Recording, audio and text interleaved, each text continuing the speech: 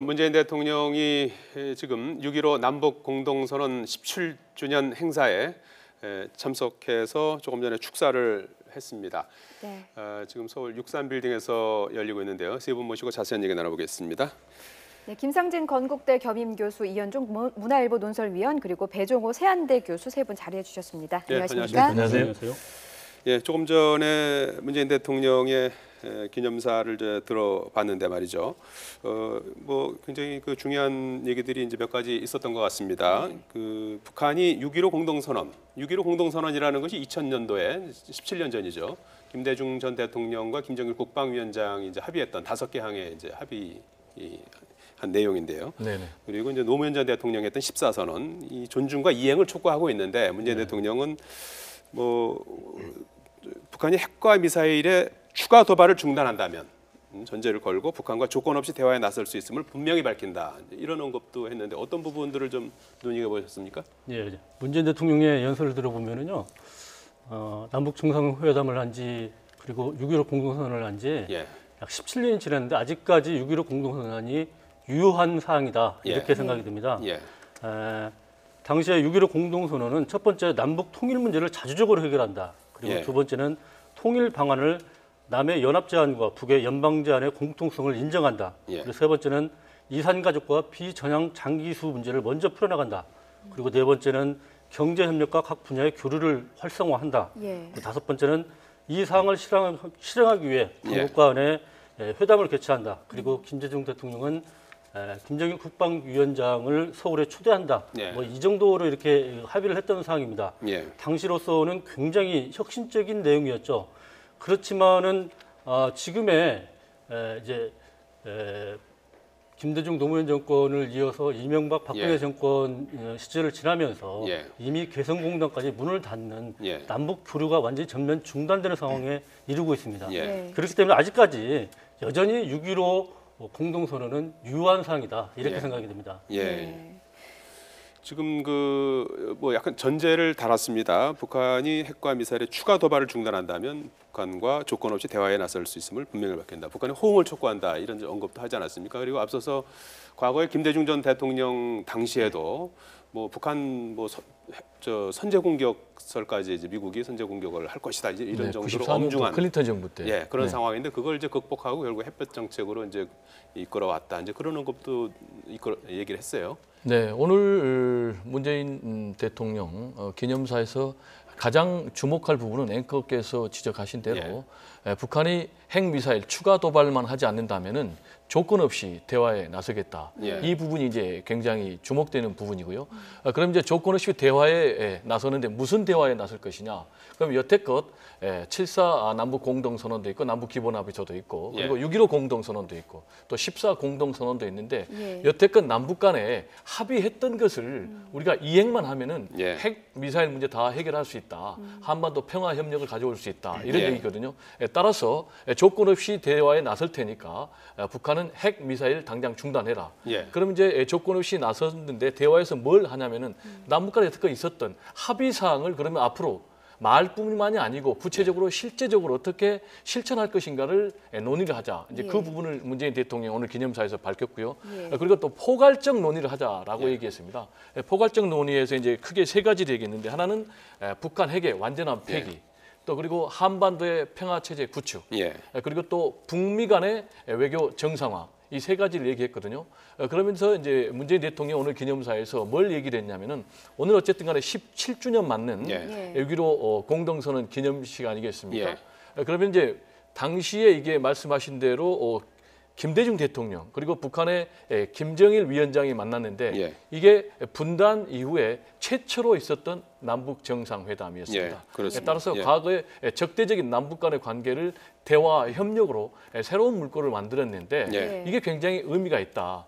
따라서 이제 문재인 대통령도 본인이 새 정부의 대통령이 됐지 않습니까? 예. 과거에 9년 동안 이명박 박근혜 보수 정권에 예. 이어서 본인이 이제 새로운 진보 정권의 예. 대통령이 됐기 알겠습니다. 때문에 예. 이제는 이제 김대중 대통령의 예. 6.15 공동선언 그리고 또 노무현 대통령의 14 공동선언의 정신을 그대로 이어받아서 예. 한반도에 새로운 평화와 협력의 기틀을 만들겠다. 예. 그런 의지로 해석이 됩니다. 이현정 논설위원님, 네. 문재인 정부 들어서 이제 한 달 반 정도 지나지 않았습니까? 그렇죠. 뭐 출범 전부터 그리고 출범 이후에도 사실 이제 북한에 대한 어떤 유화 제스처를 좀 하지 않았습니까? 네. 뭐 민간끼리 어떤 접촉이라든지 이런 거는 이제 뭐 10건 정도 가까이 이제 승인도 하고 하면서 상당히 좀 이렇게 여러 가지 제스처를 했는데도 불구하고 오늘도 뭐 사실 6.15 공동 행사를 같이 이제 하려고 했던 건데 뭐 이런저런 이유로 잘 되지도 않았고요. 그렇죠. 어떻습니까? 오늘의 어떤 그 문재인 대통령의 메시지를 통해서 좀 변화 가능성이 있다고 보십니까? 일단 뭐 문재인 대통령이 특별히 본인의 어떤 통일 방안이나 대북 정책은 뭐 특별히 아직 밝힌 건 없는 것 같아요. 예. 예. 일단 이제 지금 6.15 선언과 14 공동 선언을 이행하겠다는 것들. 물론 전제는 이제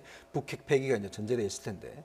근데 문제는 이제 지금 국제 사회에서 일단 대북 제재를 굉장히 강화하고 있는 상황 아니겠습니까? 예. 틸러슨 국무장관이 어제 밝혔듯이 이제 원유 중단까지도 이제 검토하는 그런 상황이고. 예. 북한이 사실은 이제 ICBM만 제외하고 나머지는 다 이제 쏘아 올렸단 말이죠. 예. 이제 그런 상황이기 때문에 실제적으로 어떤 이 상황을 돌파하기 위한 어떤 자체적인 이 노력 자체가 이제 국제사회와 좀 맞물려야 되는데. 예. 근데 최근에 일단 그 인사를 보면 일단 서훈 국정원장이라든지 조명균 지금 통일부 장관 내정자라든지 이런 분들을 보면 예전에 남북 회담에 굉장히 직접적으로 어떤 기여했던 분들이 많이 이제 배치가 됐습니다. 예. 그런 의지를 보면 일단 문재인 대통령이 어느 정도 대화의 물꼬를 트겠다라는 그런 이제 자세는 좀 돼 있고 준비는 하는 것 같아요. 예. 근데 문제는 이것 자체가 이제 우리 독자적인 힘만으로는 사실 가능하지 않거든요. 예. 물론 이제 이거는 미국과의 관계 속에서 이제 풀어나간 것이기 때문에 예. 아무래도 이제 이번 달 말에 열리는 한미 정상회담이 상당히 제가 볼 때는 분수령이 될 가능성이 그렇군요. 높아 보인다 이렇게 보여집니다. 예. 예. 자, 지금부터는 좀 전국 얘기를 해보겠습니다. 예. 오늘 오전에 수석 보좌관 회의가 열렸었는데 강경화 외교부 장관 후보자 임명에 대해서 예. 좀 임명을 하겠다는 굳은 의지를 좀 드러냈거든요. 저희가 문재인 대통령의 발언 먼저 들어보고 말씀 이어나가도록 하겠습니다. 국제사회에서 인정받는데 한국에서 자격이 없다면 어떻게 납득할 수 있겠습니까? 반기문 전 유엔 사무총장과 역대 외교부 장관들을 비롯한 많은 국내외 외교 전문가들이 그가 이 시기 대한민국의 외교부 장관으로 적임자라고 지지하고 있습니다. 국민들도 지지가 훨씬 높습니다. 예.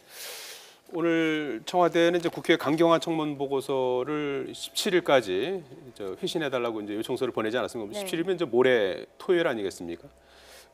보고서 채택이 이제 국회에서 되지 않을 경우에는 뭐 토요일이나 일요일에는 이제 임명을 하겠다 이제 이런 의지로 봐야 되는 거죠. 네, 네. 청와대가 아마 임명을 강행하는 그런 이유로 드는 것들이 예. 첫 번째는 이제 결정적인 결격 사유가 없다. 예. 그러니까 국민들도 한 60% 이상의 임명을 요구하고 있고, 예. 그리고 반기문 전 유엔 사무총장을 비롯한 많은 분들이 지지를 이미 선언하고 있다. 예. 그리고 한미 정상회담을 얼마 남겨놓지 않은 시점에서 예. 외교장관이 없다면은 이게 발이 되겠는가? 예. 뭐 이런 이제 이유를 들고 있는 것 같습니다. 62%가 찬성인 네, 걸로 네, 네. 이렇게 여론조사 나오고 있습니다. 네, 예. 네, 네. 그런데 이제 청와대도 마냥 이것을 강경화 외교장관 후보를 강행할 수만 없는 것이 예. 이제는 야당과의 협치가 끝이다. 그리고 전국은 갈수록 급냉되어 갈 것이고 야당은 아무래도 이제 청문회를 파행으로 이끌 수도 있고 예. 추경안 또한 통과시키기 어려울 수가 있는 것이죠. 예. 그렇기 때문에 청와대로서도 상당히 부담이 되는 내용인 것은 사실일 것 같습니다. 일각에서는 그런데 추경안과 이 인사청문회 보고서 채택과는 좀 별개로 봐야 되지 않느냐라는 분석도 있는데 어떻게 보십니까? 네, 이제 그런 논리도 가능하지만은 예. 예. 현실적으로는 그게 좀 어렵고요. 지금 이제 문재인 대통령께서 17일까지 재송부 요청을 했거든요. 예. 이 얘기는 뭐냐면은 빠르면 18일 날 강경화 외교부 장관을 임명하겠다는 것입니다.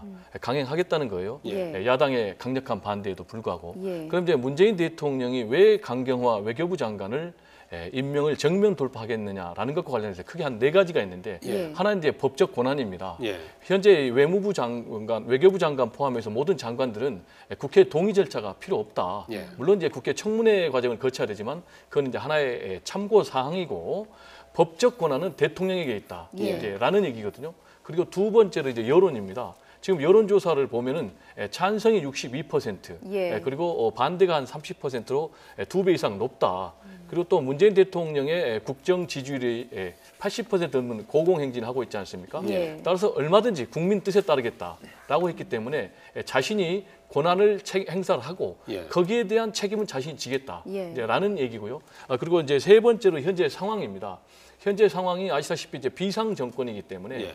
한시 바삐 하루 빨리 정부를 구성을 해야 되는데 예. 더 이상 방치할 수 없다. 예. 또 플러스 현재 28일 날 한미 정상회담이 잡혀 있고 예. 또 그다음에 G20 정상회의가 또 7월 다음 달 초이죠. 7월 예. 달에 이제 잡혀 있기 때문에 예. 외교부 장관이 공석인 상태에서 한미 정상회담 또 G20 정상회의 할 수가 없다라는 예. 게 이제 세 번째 그 배경이고 네 번째 이제 전국 주도권입니다. 예. 여기에서 밀리면은 계속 밀리게 된다. 예. 그리고 지금 문재인 대통령 같은 경우는 새 정부를 구성을 해야 되는데 예. 만약에 외교부 장관을 여기서 임명을 하지 못할 경우에는 예. 이제 다른 장관으로 계속 이어져서 예. 정부 구성이 늦어지기 때문에 예. 본인은 4가지를 가지고 정면 돌파에 나선 것이 아닌가 이렇게 분석이 됩니다. 예. 야당이 지금 뭐 상당히 반발하고 있고요. 그렇죠. 조금 전에도 뭐 여야 사당 원내대표가 만나서 얘기를 했는데 네. 뭐 별다른 접점 찾지 못했어요. 네. 이렇게 해서 뭐 청와대가 임명을 한다 그러면 별 도리도 없는 거 아니겠어요, 현실적으로? 그렇습니다. 뭐 일단 법적으로 뭐 할 수 있는 방법은 없죠. 예. 없는데 문제는 이제 그 문재인 대통령의 오늘 이 발언 내용을 보면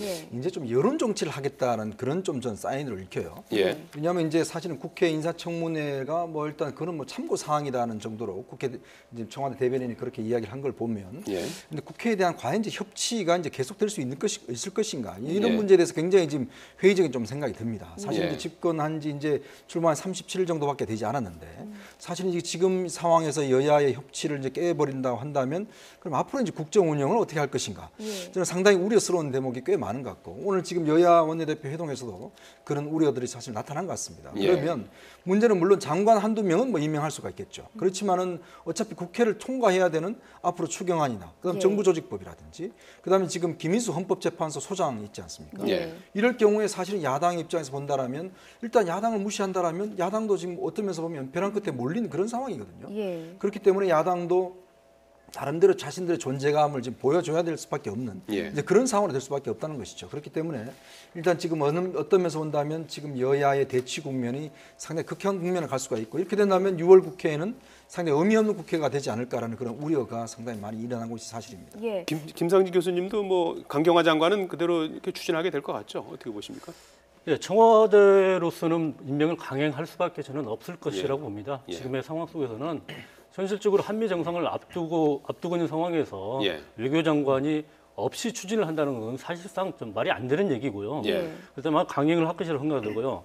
아마 야당으로서도 부담이 되는 것은 마찬가지일 것입니다. 예. 청문회를 완전히 보이콧하는 것도 국민의 정서와 예. 맞을 것인지 그리고 추경은 민생과 관계된 얘기거든요. 예. 그런데 민생을 팽개치고 정치 투쟁만 한다고 국민적 비판이 있을 수가 있는 것이거든요. 예. 그렇다면 여전히 야당도 장기적으로 이것을 끌고 가기에는 부담을 예. 가질 수 있다는 것이죠. 예. 특히 자유한국당 같은 경우에는 앞으로 이제 얼마 있으면 전당대회를 하지 않습니까? 예. 그렇기 때문에 아마 강한 야당이라는 것들을 보여주기 위한 모토를 가지고 예. 지금 대여 투쟁을 하고 있는 것 같은데요. 예.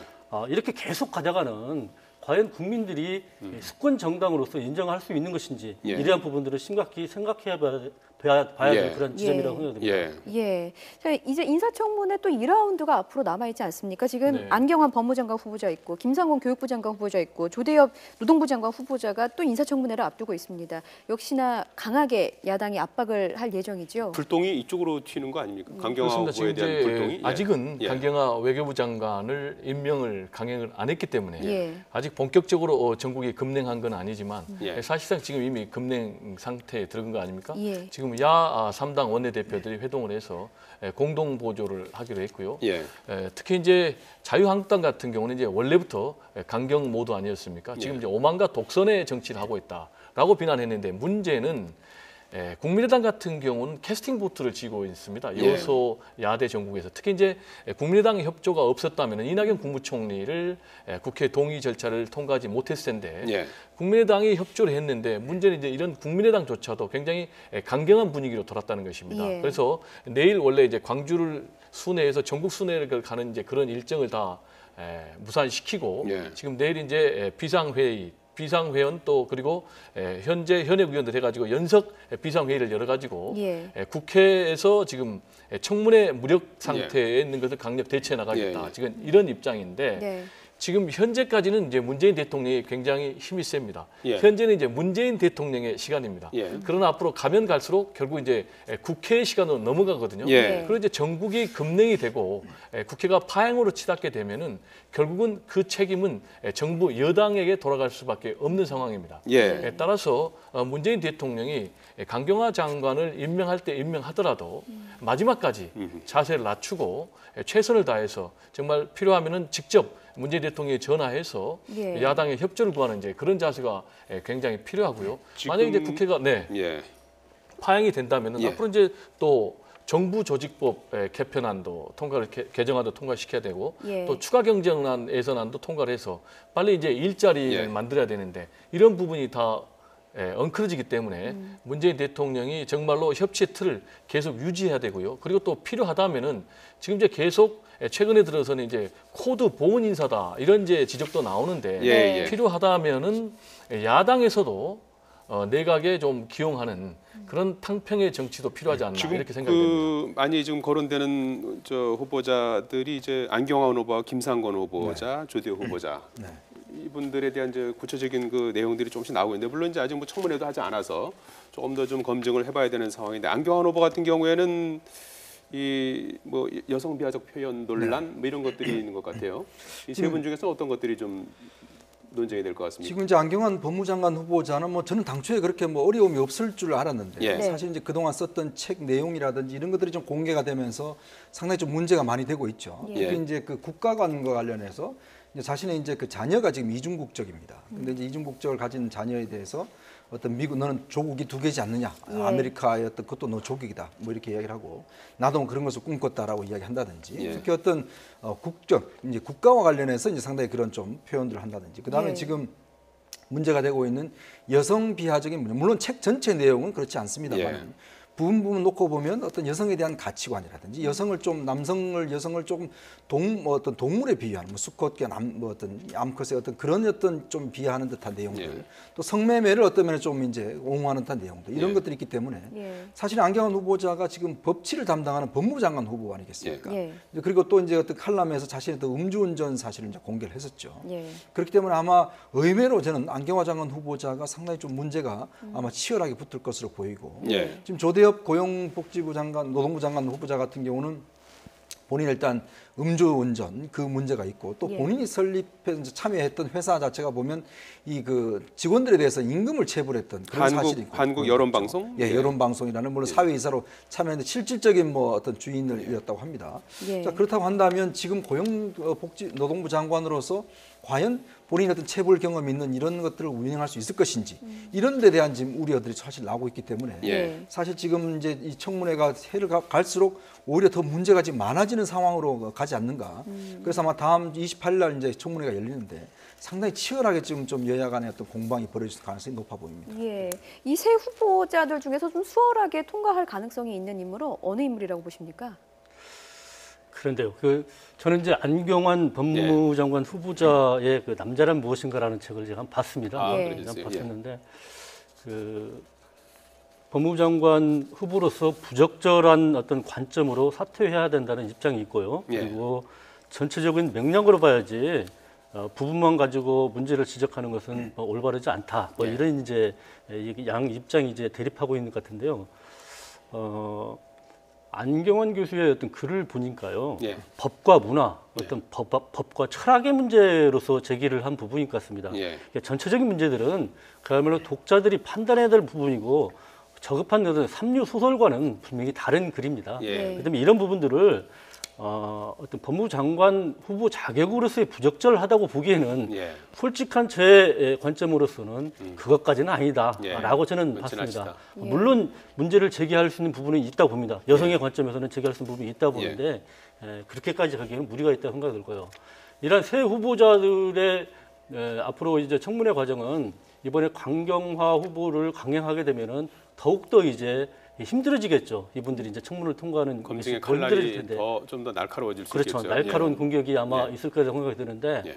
이 세 분 중에 한 분 같은 경우에는 낙마의 가능성도 사실은 예측을 해봐야 될 상황이 놓이지 않을까 이런 생각도 듭니다. 예. 예. 혹시 여론의 향방이 영향을 미칠까요? 여론의 향방이 굉장히 중요하죠. 예. 지금 이제 통상 국정을 운영함에 있어서 3대 자원이 있습니다. 예. 그 첫 번째가 뭐냐면은 대통령 당선될 때 예. 그 지지율이 몇 %인가. 그리고 두 번째 본인이 소속한 정당의 의석수가 몇 석인가. 예. 그리고 마지막으로 국정 지지율입니다. 그래서 굉장히 국정 지지율이 얼마냐에 따라서 현재 대통령이 국정을 자신 있게 안정감 있게 끌고 갈 수 있느냐가 달려 있는데 예. 그게 바로 여론 아니겠습니까? 지금 이제 박근혜 전 대통령 같은 경우에 결국 이제 5%로 떨어져 가지고 본인이 탄핵되고 그리고 파면되고 구속 수감까지 되는 이제 그런 불행한 전철을 밟았는데 그런 점에서 굉장히 이제 여론 지지율이 중요하고요. 특히 이제 지금 이제 3명의 후보자들이 문제가 되고 있는데 만약에 이제 그 중에 후보자 같은 경우에 어떤 사람은 만약에 후보로서 찬성보다 반대가 더 높다. 예. 그런 문재인 대통령도 아까 국민의 뜻을 따르겠다 했기 때문에 예. 그대로 강행하기는 이제 굉장히 어렵고요. 지금 이제 3명 가운데 제가 볼 때는 김상건 교육부 장관 같은 경우도 예. 사실 이제 교육부 수장이라는 점에서 논문 표절이 이제 굉장히 좀 문제가 되는 거예요. 예. 그리고 또 조대엽 장관 후보자 같은 경우도 이제 음주운전, 음주운전이라는 것은 굉장히 문제가 있습니다. 왜냐하면 자기 자신을 파괴하는 것도 있지만은 상대의 신체 그렇습니다. 또 생명을 파괴한다는 예. 점에서 그리고 이제 과거에는 그게 좀 문제 의식이 없었지만 지금 굉장히 좀 사회적으로 문제 의식이 예. 있는데 그런 점에서 제가 볼 때는 예. 이 세 분의 앵커 지적하신 대로 만약에 반대가 더 높다면은 예. 문재인 대통령도 동력을 결국 이룰 수 통과하기는 있다. 어려울 것이다 예. 이렇게 전망이 됩니다. 예. 청문회를 일단은 좀 잘 통과를 해야 될 것 같고요. 세 분 네네. 같은 경우 어제 국회의원 3분 청문회가 있었고요. 오늘도 이제 김현미 국토교통부 장관 후보자에 대한 청문회가 열리고 있는데요. 어제 3명 국회의원 청문회가 훈훈했던 것과 달리 오늘은 좀 분위기가 달랐다고 하는데요. 관련 녹취를 좀 들어보시고 말씀 나누도록 하겠습니다. 솔직히 말씀드려서 김부겸 후보자는 저에게는 따뜻한 형님 같은 분이세요. 그런 모임에 같이 활동할 때 지역에서 올라와서 서울에서 같이 회의를 마치면 김부겸 후보자는 저를 따로 불러서 멀리서 왔다 갔다 하는데 힘들지 않느냐며 용돈을 저의 손에 쥐어주던 그런 기억이 있습니다. 우리 후보자님 시에 흔들리며 피는 꽃인가 있죠, 그죠? 네. 흔들리지 않는 꽃이 어디 있으랴, 뭐 젖지 않는 꽃이 없다, 뭐 젖지 않는 삶이 없다 이런 내용인데 오늘 검증에 통과 잘 하셔서 이렇게 나중에 꽃이 되고 좋은 삶을 이렇게 이어가서 훌륭한 장관이 되기를 그런 바라는 마음입니다. 처음 쓰는 논문이다 보니까 많이 서툴렀고 그래서 실수가 많았습니다. 그러나 표절을 하지는 않았습니다. 우리 국민들이나 다른 사람들이 바보 아니잖아요. 그렇게 뺏겨가지고 꼭 같이 3분의 2나 이렇게 해놓고서는 처음 쓰는 것이라 그렇고 뭐 그런 생각이 없었고 아니다 이렇게 말만 하면 답니까?